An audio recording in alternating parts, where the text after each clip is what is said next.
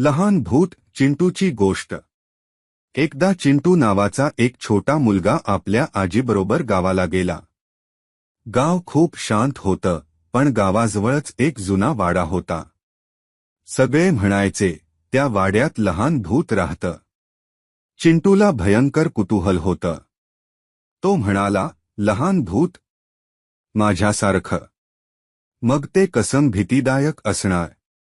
एक रात्री तो दबकून त्या वाड्याकडे गेला। दार उघड होतं। आत काळोख होता आणि कुजलेला वास येत होता। तो हळूच पाय ठेवतच होता, तेवढ्यात कोण आहे तिथं? एक काठक्याचा आवाज आणि वायासारखी थंडी। चिंटू थोडा थरथरला, पण म्हणाला, मी चिंटू आहे आणि मी लहान भूत बघायला आलोय। तेवढ्यात एक छोटं पांढऱ्या चादरीसारखं भूत समोर आलं। त्याच्या हातात छोटं टॉर्च होतं। अरे वा, चिंटू हसत म्हणाला, तू खरंच भूत आहेस? हो, पण मी फारच एकटा आहे। कोणीच खेळायला येत नाही, भूत रडवेल्या आवाजात म्हणालं। चिंटू म्हणाला, चला आपण मित्र होऊया।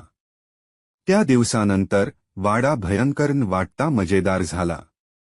कारण आता तिथं एक लहान मुलगा आणि एक लहान भूत मिळून पकडापकडी खेळत होते।